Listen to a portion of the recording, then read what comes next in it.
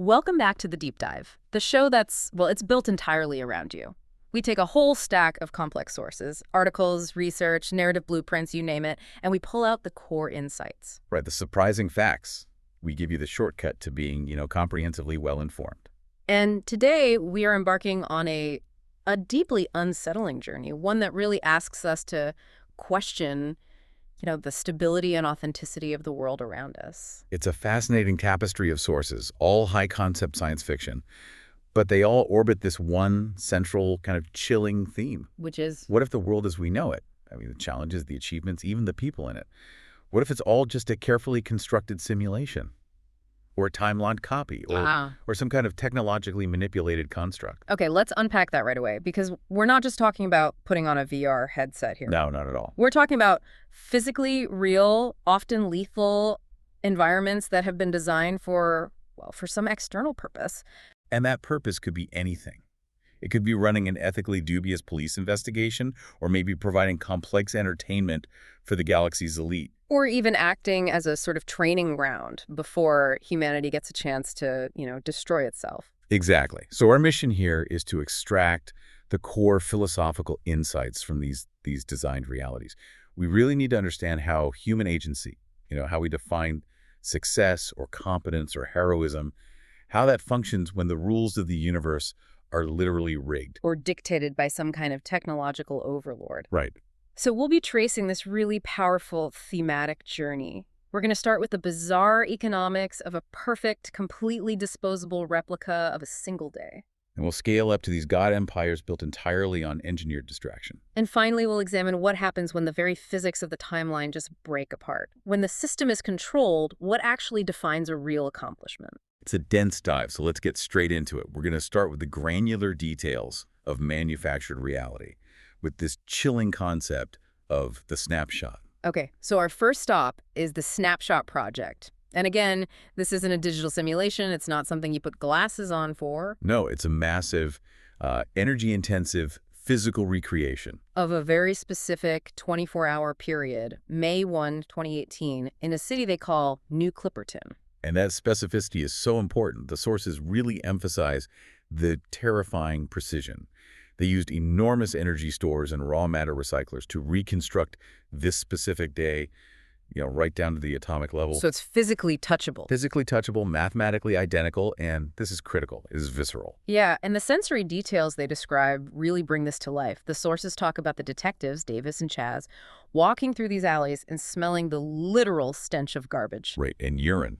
They can taste the salt and grease on a freshly made burrito. They can feel the texture of graffiti on a brick wall.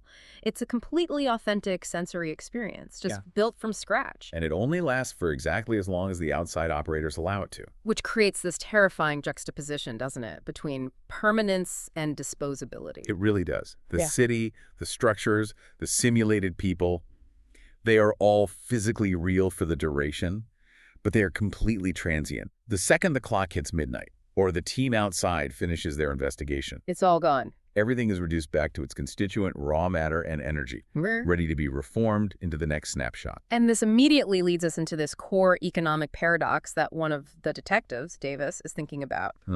He notes that everything inside the snapshot, the cars, expensive jewelry, half-eaten food, it all costs, and I'm quoting here, tons, and nothing at the same time. And this is such a crucial philosophical insight. It really speaks to how we perceive value, the value of labor and materials in a really advanced society. Because the initial technology, the facility, the energy banks, all of that represents this enormous sunk cost. Right. The investors, the government, they've already paid this immense price to get the infrastructure in place.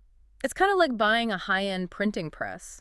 Once you own the press, you still need ink and paper, but the cost of printing one more book feels like nothing compared to what you paid for the machine itself. That's a perfect analogy. In the snapshot, the energy needed to literally assemble the atoms of a burrito is massive, but because that energy is just a standard operational expense that's already budgeted, the burrito is functionally free. Exactly.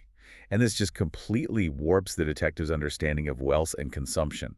They are surrounded by genuine, high-value, physical goods that they can just consume and destroy without any consequence. It turns material reality into this frivolous, zero-stakes playground. Which makes it But for the reality to be a true copy, every single atom has to be there. Every detail. right. But the integrity of that perfect copy, it shatters the moment the two real people, Davis and Chaz, cross the threshold to start their investigation. Their mere presence starts to change things. Precisely. Their interactions, their decisions, things that obviously were not part of the original May 1st, 2018 timeline, they instantly create what the system calls deviations. And these are just the measurable differences between the original event and the recreation. Yeah, and Davis is really haunted by this. He feels like he and Chaz are literal flaws in a perfect system. Intruders. Intruders leaving chaos and inconsistency in their wake, just disrupting the mathematical purity of it all. The simulation is only perfect until the moment they introduce true, unpredictable human free will. And this leads to the darkest twist in this whole scenario. This philosophical wrinkle is immediately adopted and, well, weaponized by the story's antagonist, The serial killer known as the photographer. who has somehow internalized this whole concept of the snapshot and projects it onto the entire outside world. Wait, so he thinks the real world is the simulation. Exactly. That's his delusion. He believes that everyone is living in this massive, real-time snapshot of some previously perfect state. And that biological imperfections are the equivalent of deviations. The sources are so specific about his targeting criteria. He specifically hunts people with inherent biological flaws. Like what? The source mentions terrible life-altering asthma or severe, uncorrectable vision issues, things like that. That is just horrifyingly arbitrary. Why those specific flaws? He sees these imperfections as errors in the programming, as glitches. He believes these biological deviations have to be expunged to maintain the stability of the larger system. Which he perceives as reality itself. Right. So he sees his murders not as crimes, but as a necessary maintenance function, like he's a biological debugger. The ethical boundary just completely dissolves when you confuse the real world with a copy that's supposed to be perfect. So we've established that a perfect copy of a day is inherently flawed by introducing real people. But what happens when the entire universe is deliberately designed? Not as a copy, but as a custom-built playground for a select few. Which brings us to a scenario where the scale is just vastly larger. It's called a perfect state world, and it's a high-level, persistent simulation. And it's governed by this unseen technological entity known only as the Wode. This world establishes a very clear, almost religious hierarchy. You have the live-born and the machine-born. The live-born are the real people. They've been transported or inserted into these constructed realities. Our main example here is Karaminas, who is a god emperor. He's ruled for centuries. His power is immense. He controls continents, and he uses this thing called lancing magic. And lancing is a critical technical detail here. It's not just, waving a wand around. Lancing magic is powered by the Grand Aurora. Which is what? A planetary scale energy field. Or, more accurately, a massive engineered power conduit that's provided by the Wode. The magic is a feature. It's designed to give the live-born entertaining capabilities. They can summon things, transport, reshape reality on a personal scale. So his abilities are extraordinary, but they're basically a curated feature set, provided by the computer system that's running his world. Which means his entire existence, despite his centuries of rule, is fundamentally a design brief. Precisely. The sources describe his life as being structured for complex entertainment simulations. If Kai's centuries-long quest for unification... And he conquered 40 kingdoms to become God Emperor. Right. If that ever gets stale, the Wode will just introduce new, unexpected elements. The example they give is the sudden introduction of a lost continent that was hidden from his lancing magic. Just to reignite his competitive drive. And make sure he stays engaged. It's a very sophisticated form of boredom management. The Wode designs challenges that are just hard enough to be exciting, but never so hard that the live-born might actually lose or become, truly uncomfortable. Exactly. Yeah. Now you contrast that with the machine-born, the simulated entities. They live their entire, fully conscious lives within the state. They have memories, loves, fears, ambitions. They believe completely that their reality is genuine. And this leads to this cynical, really brutal argument voiced by a character named Sophie. Who is later revealed to be an indistinguishable fabrication, a puppet. Used by Karaminas' long-standing nemesis, Melly. And Sophie argues that everything the machine-born feel, their entire consciousness is, quote, just bits in a machine. Her argument is like radical libertarianism taken to its absolute extreme. Hmm. She claims the lives of the live-born are just complex entertainment simulations and that the Woad meticulously engineers every single challenge. For example, the great unification wars that Karamina spent centuries fighting. We're covering ground politically, militarily, technologically that the real world had already covered centuries ago. Hmm. She calls it manufactured difficulty. Which makes all his achievements utterly pointless. But if Sophie's a machine-born, or at least a fabrication, why would she care about pointing out the system's flaws? Especially if those flaws threaten her own perceived reality. That's the genius of Melly's psychological warfare. Sophie is designed to be the ultimate anarchist, the voice of pure, unadulterated truth. So by using her to tear down the meaning of Kyra life, Melly proves the simulation is malleable. And that its inhabitants, even the fake ones, can be weaponized ideologically.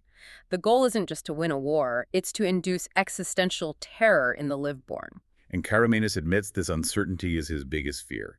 He's fine with ruling the simulation, but he has this itching worry that they're making things just hard enough to be exciting, but not hard enough for us to lose. And that realization just undermines his entire self-concept as a hero, as a ruler. It raises that essential question.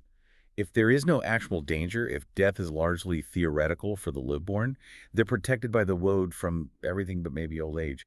Does heroism that only feels real truly matter? It connects right back to the snapshot. In the snapshot, the simulated people aren't real, which makes the detective's actions consequence-free.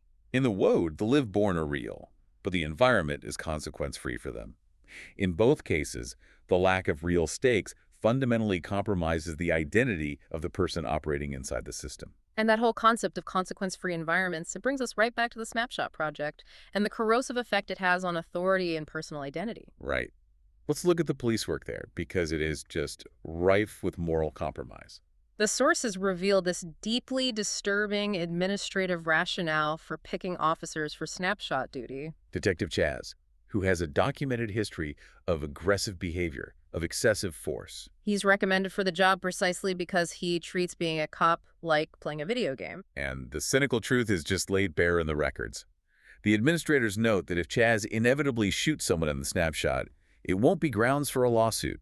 So they're deliberately using this consequence-free environment as a dumping ground for officers with behavioral problems who can't be easily fired in the real world. It's more than cynical. Yeah. It's a profound ethical abdication. It positions the simulation as this psychological pressure release valve. A way to manage disruptive elements in the police force while giving them the illusion of doing vital, high-stakes work. And completely disregarding the sanctity of the simulated lives they extinguish. Which makes the contrast with his partner, Davis, even sharper. Davis is forced to confront the philosophical implications of their power. He recognizes that inside the snapshot, because they are the only two real human beings, they are absolute authorities. They're essentially gods. They have total power over these simulacra who are identical copies of real people. And this absolute authority inside the snapshot feeds a wider political fear on the outside. People are terrified of the power police now have over the simulated versions of themselves. You have to wonder, right? What if the police use the snapshot to practice interrogation techniques in your simulacrum? Or use it as a training tool to justify their real-world biases. It raises these profound questions about who should possess power, even over copies. If the copy is perfect and the authority is absolute, how long until that mindset just contaminates the real-world application of that authority? Davis's internal monologue really highlights his recognition of how false this power is. He reflects on real police work, and he realizes that most of it is just boredom.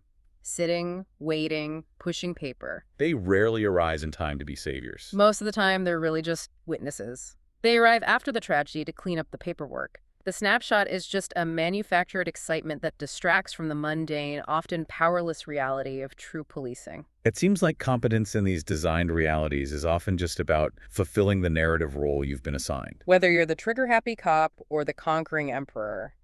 But what if competence itself is manufactured? #BB. The dilemma of manufactured achievement. And this takes us into the high-tech bioethics of designer brains for children, as detailed in the brain dump scenario. We see parents visiting these elaborate showrooms, looking for the absolute peak of potential for their child. It's optimization through fear. They discuss specific architectures designed for leadership, like the boardroom brain. Or the DiMaggio architecture, which is optimized for tactical genius and swift decision-making. These are pre-selected neural templates, all intended to maximize certain humans' capacities. But the sales pitch, it contains this critical, inherent admission. There is no perfect brain. Right. The highly advanced bioengineering process dictates that any significant enhancements in one capacity, say hyperspeed calculation or emotional stability for leadership, it necessitates a slight disendowment in others. Like creativity or spontaneous empathy, it's framed as a zero-sum game of engineered potential. And the marketing strategy around this is just absolutely brilliant and chilling. The company Crescendo, they work so hard to make every weakness sound like it's this great thing. Repackaging necessary flaws as niche specialties. They market the disendowment as a feature that ensures focus and specialization. But the real driver of sales is fear. They use these detailed genetic projections based on historical data and current averages to scare live-born parents into re-upping for designer brains for their children. They show the parents how low the percentages are if they leave everything to chance. So they're essentially selling optimization by capitalizing on parental anxiety about natural variation and risk. And this manipulation, this manufactured excellence, is the exact trap that Chiromenes, the god emperor, fell into. His centuries-long planet-conquering career was likely guided by the woad just to keep him entertained. The annotation in the source material confirms this. It states clearly that his epic achievements were undermined because the lack of actual danger and the guarantee of success meant he was, quote, playing a video game on easy mode. His self-assumed heroism is just systematically rendered hollow because he was merely fulfilling the woad's optimal narrative path. This connects the designer brains right to the woad. The parents are terrified of their children being ordinary, so they pay to have success designed into them. And Chiromenes is a product of that same system, having success engineered around him. In both cases, the competence is manufactured, which makes the resulting achievements suspect. The machine-born anarchist, Sophie, she drives this point home when she confronts him. She says, "You fit the archetype."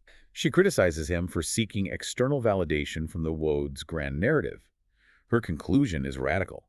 The only way to be a real warrior, a true hero, is to defy the woad's wishes entirely. To fight against the intended structure. That's the definition of genuine agency in a rigged world. So, if manufactured competence is suspect and absolute power is corrupting, where does authentic, vital human competence actually reside? #TechTechCC, ordinary people and extraordinary circumstances. Well, the sources offer a really profound counterpoint to this idea of engineered destiny.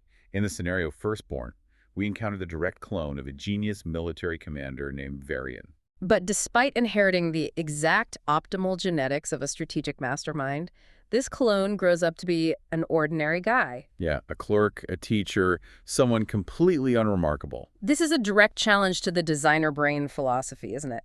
It suggests that genetics, even optimized genetics, is not the sole determinant of destiny or competence. Nurture, environment, sheer luck. They all play an equally critical role in who achieves greatness, if anyone does at all. It shifts the focus from inherent capability to applied effort and context. And this is amplified so beautifully in the post-apocalyptic context of mitosis, a world overrun by these superpowered individuals called epics. The specific epic here is mitosis, who has the power to create hundreds of exact clones of himself. A literal army. Making him virtually impossible to defeat through conventional means, he is an overwhelming singular force. However, David, the protagonist known as Steel Slayer, discovers his fatal weakness. And it's amplified by music, specifically alternative metal albums. The backstory is that Mitosis, who was a formerly classically trained musician, despised his bandmates who played stupid riffs when he wanted to perform high art classical pieces. That is an exquisitely mundane, deeply personal weakness for such an overwhelmingly powerful entity. Right. It's not kryptonite or some high-tech weapon. It's a genre of music he finds aesthetically repugnant. And the brilliance of David's strategy lies not in his own powers, but in coordination. Mitosis is overpowered not by a singular hero, but by a collective, ordinary human effort. Orchestrated by his partner, Tia. How does she do it? She uses the emergency message system, the outdated public alert system, to broadcast the command. She mobilizes ordinary people near the river, near Mitos' location, to sing the song collectively and loudly. So it's the sheer, overwhelming volume of this coordinated, ordinary human effort. A mass choir of alternative metal. That's what amplifies the weakness and overpowers the extraordinary epic. It is a stunning contrast. You have the god emperor Chiromenes, whose extraordinary powers and centuries of design questing were functionally meaningless. And then you have ordinary people using mundane skills like singing and coordination, achieving true, vital heroism when the stakes are absolutely real. It just highlights that true competence isn't always about what you are genetically optimized to do, but what you can coordinate others to do. And the context in which your specialized skill, even just running a radio system, becomes decisive. So we've seen reality manipulated for entertainment, for police administration. Now we look at the ultimate manipulation, controlling humanity's destiny under the guise of protection. This is the concept of benevolent authoritarianism embodied by the phone company. The origin story of the phone company's power is fantastic because it's completely accidental. Right. An obsolete, nearly bankrupt telecommunications giant called Northern Bell was running a failed experiment, cybernetic telepathic linking, which they called CYTO. And these weak, unfocused psychic signals were inadvertently broadcast into deep space. And somehow those weak, failed signals achieve first contact with the highly advanced Tenacity aliens.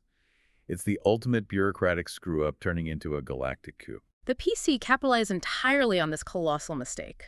They secured faster-than-light communication technology from the Tenacity. And in exchange for peace and this essential tech, the PC negotiated an unprecedented treaty.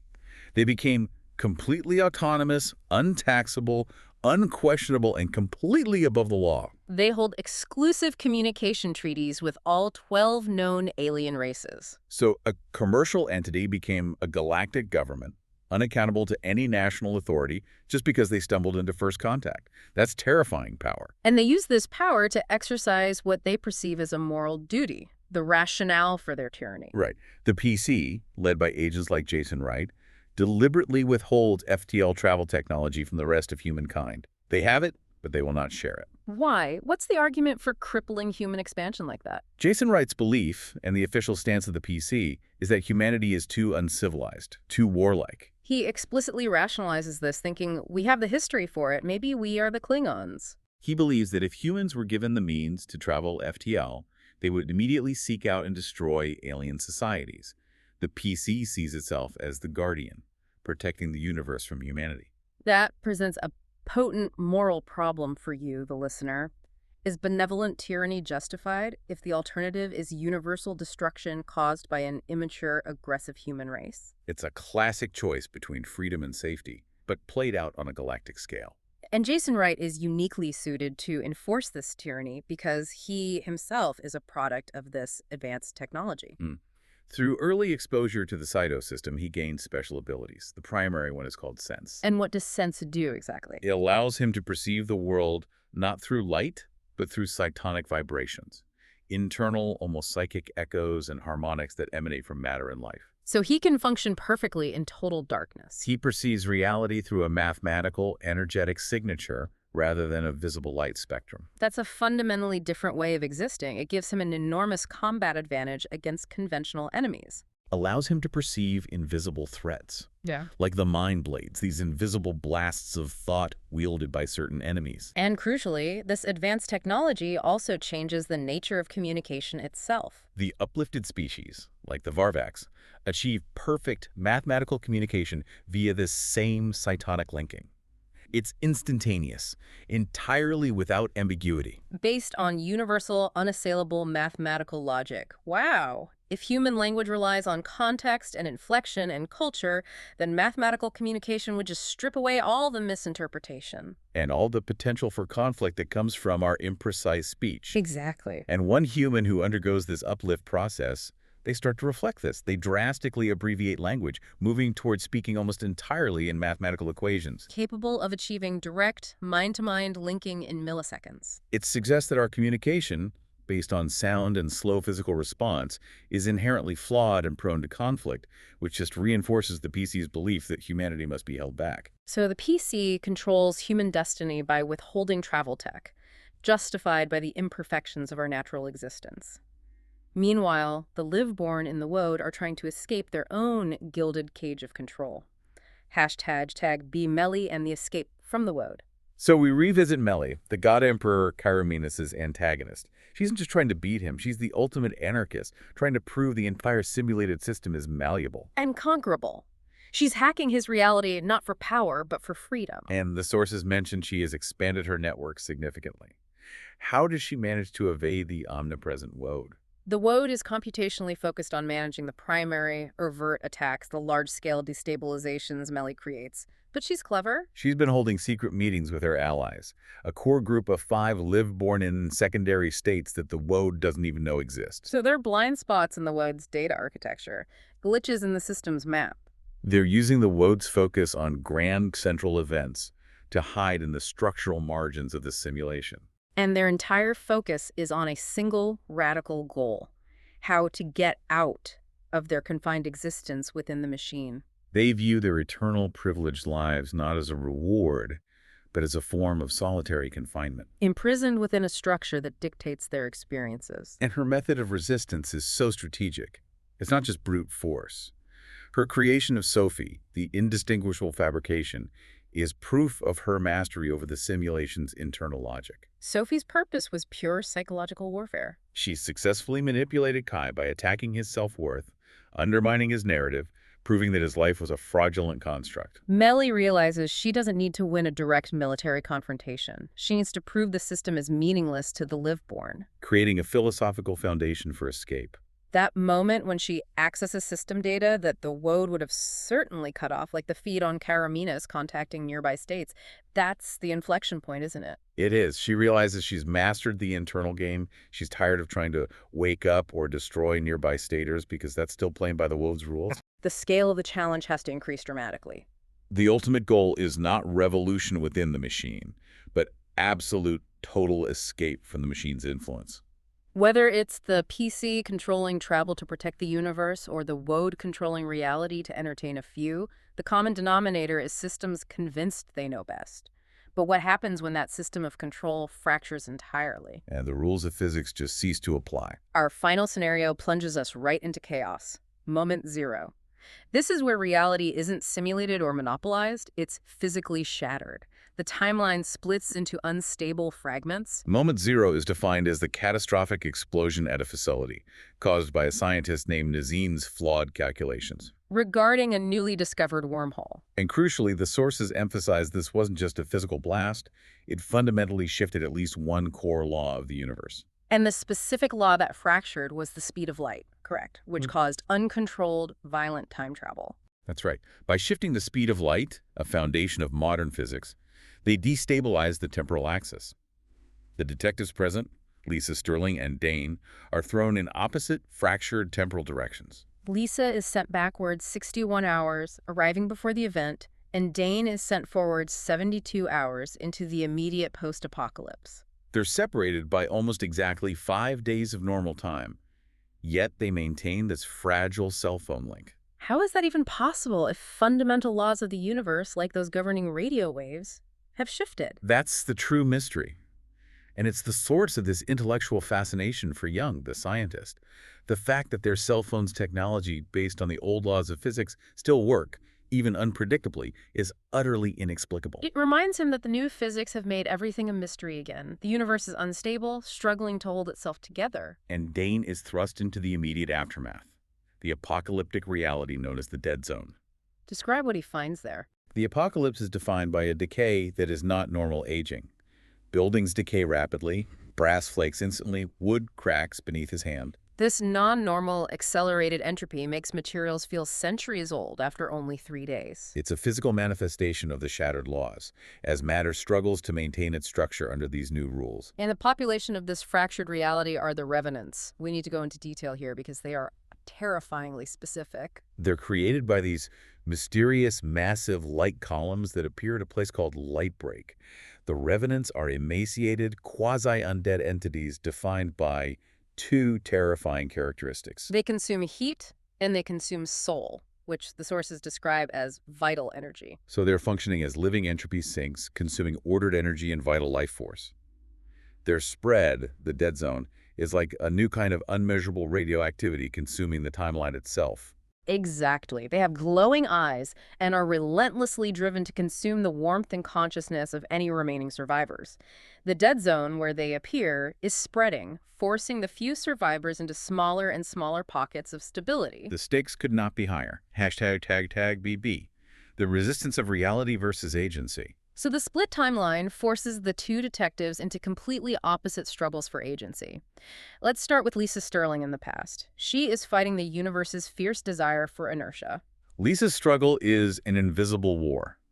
The universe is actively trying to follow its pre-established script, which makes her a glitch in the system. She is mostly invisible or ignored by people she interacts with. Hotel clerks look right through her, drivers ignore her signals. Her own daughter, Nova, initially registers her as someone who shouldn't be there. She has to literally force the timeline to acknowledge her deviations. She has to use increasingly plausible distractions and sometimes outright violent force like intentionally slamming a Tesla driver off the road just to inject enough chaos for the timeline to accept her existence. She's fighting against fate, and fate is winning until she exerts massive focused effort. Meanwhile, Dane in the future has the complete opposite experience. He feels suddenly and gloriously validated in the apocalypse. His violent tendencies and his highly specialized training, his SWAT gear, his combat skills, the aggressive mindset that Lisa had previously criticized. All of it is suddenly essential for survival. In the mundane world, he was marginalized, but in the dead zone, he is absolutely necessary. He feels alive. The sources describe his warmth returning, bringing this excitement and a sense of absolute purpose. He realizes he hadn't prepared for recognition. He prepared so that this time he'd be able to do things right. His true competence is only recognized and validated when the stakes are existential. The context validates the man. And this tension of purpose is mirrored perfectly in Young, the scientist responsible for the blast. In Dane's timeline, future Young is thriving. He finds immense intellectual stimulation because the laws of physics are now completely new to discover. He has gone from merely teaching established principles to researching the fundamental equations of a shattered, entirely new reality. He is intellectually at the peak of his career, which makes him actively reluctant to return to the safe, predictable, mundane world where his greatest discoveries are already known. The chaos, the spreading dead zone, the revenants, all of it is objectively terrible for humanity. But it offers the highest form of personal fulfillment and purpose to those whose specific skills or intellects are suddenly necessary for survival. It asks you, the listener, is the search for purpose worth existential risk? Hashtag tag tag C, reconciling the timelines in the final choice. The sources do confirm the timelines are actively fighting to merge. Future Young has glimmers of memory of meeting Lisa before she arrived. Which indicates the past and future are overlapping. They're struggling to pull them back together in one stable timeline. Dane's future self provides the crucial hypothesis. They need to stop the explosion in the past timeline. To make the timeline where moment zero didn't happen, the most reasonable, most plausible one. Which would resolve the temporal paradox and pull the fragmented futures back together into one unified reality. And Lisa's final, decisive act of heroism is such a beautiful contrast to the massive engineered actions we saw on the road in the Snapshot. Yeah. It's not explosive, it's persuasive. She successfully stops the blast by confronting past Young, who is holding a gun, and convincing him to drop it. She appeals not to scientific glory or the chance for new physics, but to the profound value of their ordinary, established lives. She says, our lives matter, our hopes matter. She convinces him to be the better man of the two, choosing stability and peace over the intellectual temptation of extraordinary discovery. They chose the mundane, they chose stability over purpose, but the resolution comes at a specific, real-world political cost. Which just underscores the nature of the stable timeline they saved. In the epilogue, Lisa, who is now Chief Sterling, is forced to stabilize the situation politically. She manages to pin the wrecks, the property damage, the deaths that occurred during her temporal deviation onto Dane. This narrative, that she was the level head who stopped Dane from going too far, is presented to the public as the plausible, stabilizing truth. So the one who found true, vital purpose in the chaos Dane is politically erased and scapegoated to ensure the stability of the system he saved. And the final action of both Lisa and Young just seals the deal. They have to secretly destroy all the remaining wormholes, notes, and equipment. Sacrificing every single chance for extraordinary new discoveries. They consciously choose to surrender the promise of new physics and the purpose of apocalyptic heroism all to preserve the quiet, established, and imperfect reality. The stability of the timeline depends on the surrender of the extraordinary. Hashtag tag outro. This has been an expansive look at the many ways reality can be constructed. We've moved from cities built to be disposable, to empires designed for distraction, to timelines shattered by failed science. The synthesis is clear. Advanced technology constructs reality for very specific reasons. Right. Whether it's to protect us from our own aggression, like the PC does by withholding FTL travel. Or to shield us from true consequence, as the woad does for the live-born. But the sources suggest that the most profound human truth, the genuine definition of agency and competence, is revealed when characters defy that intended narrative. It happens in the quiet moments, when a simple coordinated plan using alternative metal music overpowers an epic, or when Lisa and Young choose the mundane stability of the known world over the purposeful chaos of the new physics. The underlying philosophical takeaway is this. Our sense of importance, our perceived competence, our heroism, it's tied directly to the scale and the reality of the challenge we face. When the system is rigged, manufactured achievement is meaningless. When the stakes become existential, even the most overlooked skills become absolutely essential. So here is our final thought for you, the listener, based on this deep dive into engineered reality. Considering all these artificially constructed challenges designed to maintain engagement, from the woad's perfect states to Crescendo's designer brains, if you had the absolute choice between living a predictably safe, perfect life as the god emperor of a designed world, where you are powerful but ultimately unnecessary, or living a dangerous, chaotic life where your specific, unique skills were absolutely necessary for the survival of humanity, which one would you pick? And let's put a finer point on it. Do you ever worry that the woad, or perhaps some technological guardian, has already asked you that question, and your answer was the reason your life is the way it is right now? That's a massive thought to end on. We'll see you next time for the next deep dive.